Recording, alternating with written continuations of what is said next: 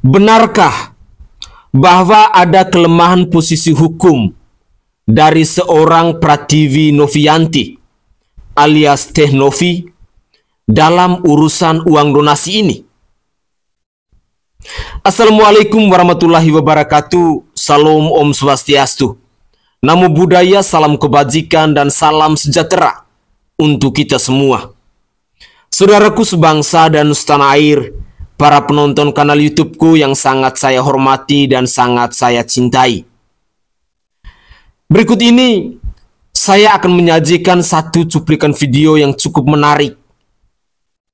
Video ini datang dari seorang pakar hukum yang mau menjelaskan kepada kita bahwa ada sebuah kelemahan dalam posisi hukum yang dimiliki oleh seorang Prativi Novianti alias Teh Novi dalam urusan uang donasi.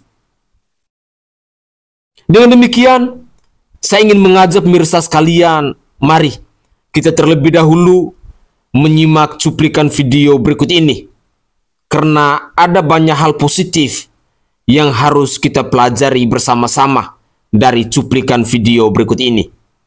Inilah cuplikan video selengkapnya. Ini dari sudut pandang hukum. Nah, kalau dari sudut pandang hukum, saya katakan di awal itu begini. Ketika Novi menggalang donasi tidak menggunakan rekening yayasan, nah itu kesalahan.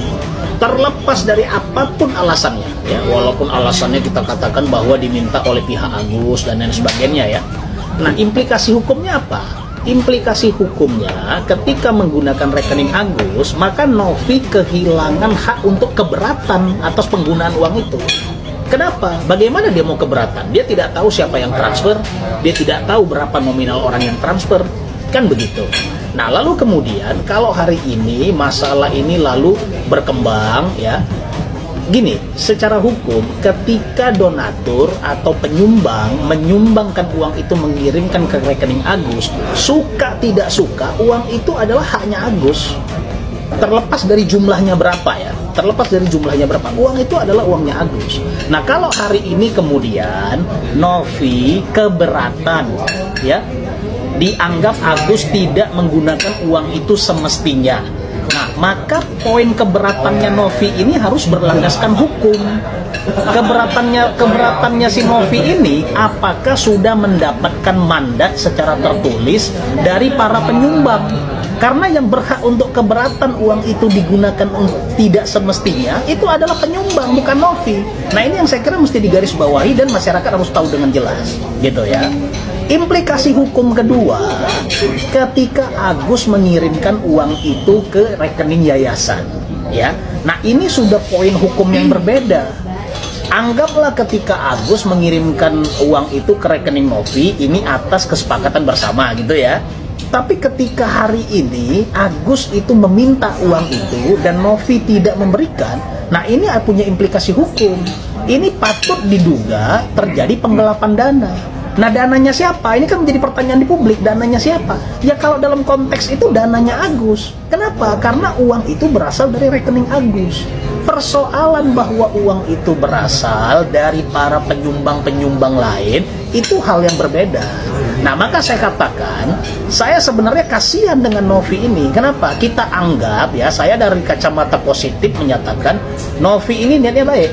Novi ini niatnya baik untuk membantu Agus. Namun, sebelum mungkin subjek dia, secara legal standingnya dia itu. Jadi gitu, saya kira. Oke. Untuk yayasan sendiri nih, Bang Tamil, ini kan nggak menggunakan rekening yayasan, mungkin tapi ada secara hukum ada standarnya nggak sih yayasan yang seperti apa gitu yang boleh menampung uang donasi? Nah, gini secara undang-undang yayasan itu diperbolehkan untuk kemudian melakukan penggalangan dana sesuai dengan skup dari yayasan itu, apakah sosial, apakah budaya, apakah pendidikan dan lain sebagainya. Nah, tapi ada hal-hal atau rambu-rambu yang harus diingat. Secara undang-undang, ketika melakukan penggalangan dana dalam skup nasional seperti yang dilakukan Novi dengan media sosial dan lain sebagainya, itu harus mendapatkan izin dari Kementerian Sosial. Nah, pertanyaan lagi, apakah sebelum melakukan penggalangan dana, Novi sudah mendapatkan izin tersebut? Ini kan menjadi pertanyaan kita.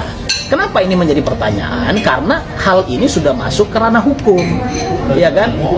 Dan yang perlu juga masyarakat tahu, dan ini juga menjadi tanda tanya saya, yayasan atas penggalangan dana atau penggalangan donasi yang dilakukan itu berhak sampai 10%. Nah, berhak sampai 10% atas jumlah total sumbangan yang didapat.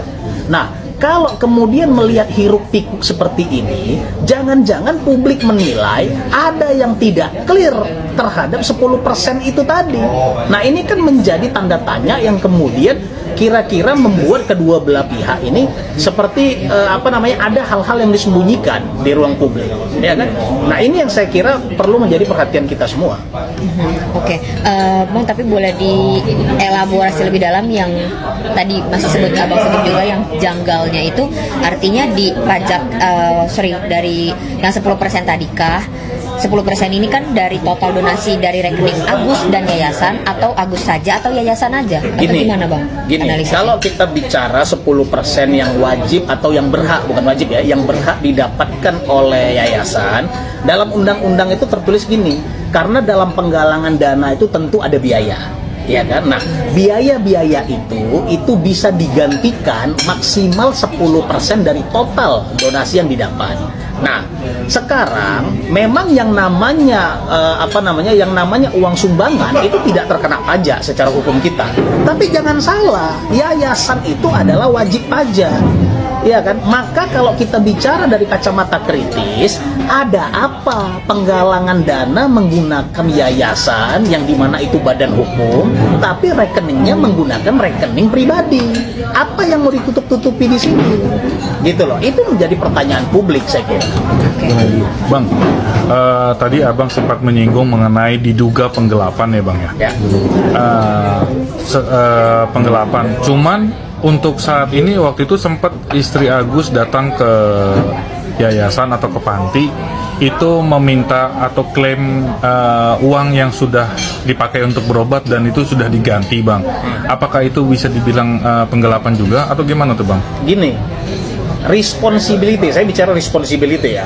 Oke. Ketika pihak Agus memberikan uang itu ke rekening yayasan, itu itikat baik dari pihak Agus. Oke. Lalu kemudian ketika pihak Agus membawa katakanlah bon ya, bon berobat untuk diklaim ya, itu itikat baik. Tapi sekarang kita harus bicara hak secara hukum. Suka tidak suka, mau tidak mau, hak secara hukum, hak uang itu adalah haknya Agus. Karena balik seperti yang saya katakan tadi, para donatur mengirimkan uang itu ke rekeningnya Agus.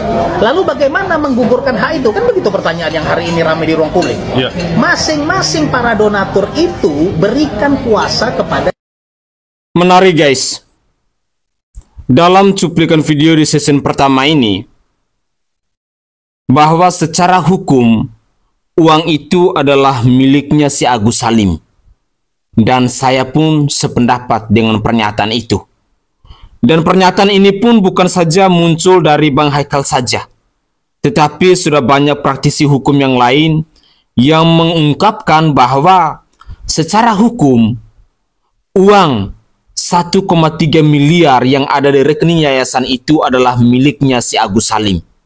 Dan itu pun diakui oleh Pratiwi Novianti alias Teh Novi dan kuasa hukumnya. Mereka mengakui itu, bahwa uang yang 1,3 M itu pun adalah uang dari si Agus Salim ini. 1 rupiah pun mereka tidak pernah gunakan itu. Itu poin yang pertama.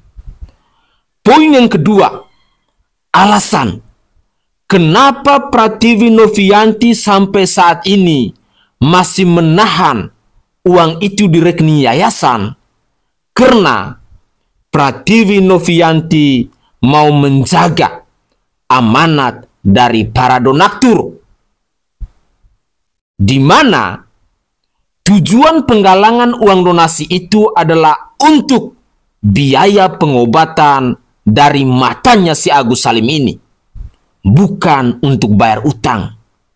bukan untuk belanja online dan lain sebagainya.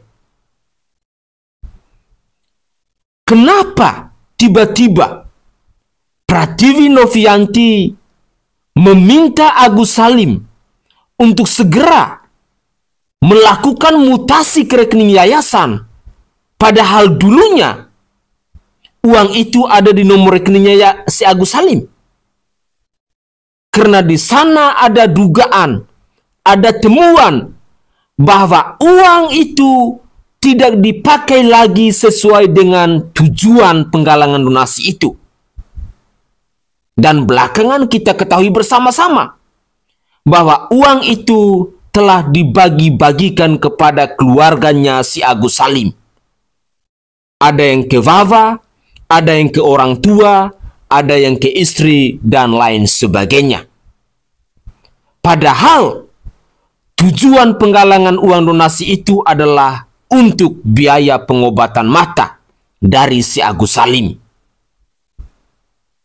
Dengan demikian, kalau si Agus Salim masih tahu bersyukur, masih tahu berterima kasih, dia seharusnya tidak melaporkan Pratiwi Novianti ke kantor polisi. Urusan ini menjadi ribet ketika Agus Salim melaporkan Pratiwi Novianti ini ke kantor polisi. Jikalau tidak, mungkin saat ini mereka sudah berada di luar negeri untuk melakukan pengobatan terhadap matanya si Agus Salim ini. Itu adalah informasi-informasi yang saya dapat, yang saya tahu selama saya mengikuti perkembangan dari kasusnya Teh Novi dan Agus Salim ini. Sekali lagi saya garis bawahi bahwa secara hukum, uang itu memang benar miliknya si Agus Salim. Dan itu pun diakui baik dari kuasa hukumnya Pratiwi Novianti maupun dari Pratiwi Novianti itu sendiri. Bahwa uang 1,3 miliar itu mereka tidak pernah pakai 1 rupiah pun. Karena itu uang adalah miliknya Agus Salim. Tetapi alasan kenapa sampai sekarang si Agus Salim tidak berani lagi ketemu dengan Pratiwi Novianti, karena si Agus Salim telah melaporkan Pratiwi Novianti dengan dugaan pencemaran nama baik dan lain sebagainya. Bahkan ada statement yang dia katakan bahwa saya tidak butuh uang, saya lebih butuh sebenarnya harga diri. Berawal dari laporan ke pihak penegak hukum itulah,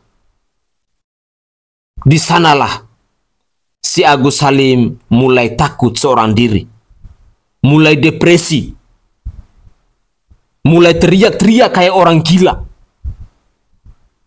Padahal dulu di podcastnya Denso yang kedua, semuanya sudah damai. Mari kita lanjutkan lagi. Nopi hari ini menampung uang itu dari rekeningnya Agus. Apakah Nopi memiliki kuasa dari person per person para donatur? Nah kalau tidak, maka ini menjadi celah hukum. Apa hak Nopi untuk menampung uang itu? Secara hukum akan dipertanyakan gitu. Maka kalau kemudian pihak Agus itu melakukan laporan-laporan polisi atau upaya-upaya hukum, saya kira deliknya jelas. Gitu. Oke, kalau yang diperbincangkan netizen ini kan penggunaannya yang tidak sesuai ya, penggunaan dari Pak Agus sendiri. Nah, soal uang itu. Tapi sebenarnya di soal peruntukannya ini tuh Pak Agus bisa dikenain hukum nggak sih, Bang? Nah, itu pertanyaan menarik. Gini, ada kita dengar ya banyak yang bicara tentang penyelewengan dana donasi. Penyelewengan dana donasi itu ketika menggunakan nama Agus, uangnya nggak diberikan ke Agus, itu penyelewengan dana donasi namanya. Nah kalau sekarang uangnya ada pada Agus, dari uang itu tetap digunakan untuk berobat, lalu dari uang itu juga digunakan untuk hal yang lain-lain, penyelewengannya di mana? Konteksnya jelas saya kira, ya. Jadi gini, ini diributkan karena jumlah uangnya dianggap, saya tarik garis bawah ya, jumlah uangnya dianggap berbagai pihak itu melebihi biaya perobatan Agus. Menjadi pertanyaan, kalau jumlah donasinya kurang dari biaya pengobatan Agus, lalu siapa yang bertanggung jawab terhadap kurangnya itu? Nah ya, jadi saya kira sangat tidak beralasan menganggap bahwa uang itu terlalu banyak ada pada Agus, sementara Agus hanya menggunakan BPJS. Saya kira ini statement yang saya kira tidak berlandasan gitu ya.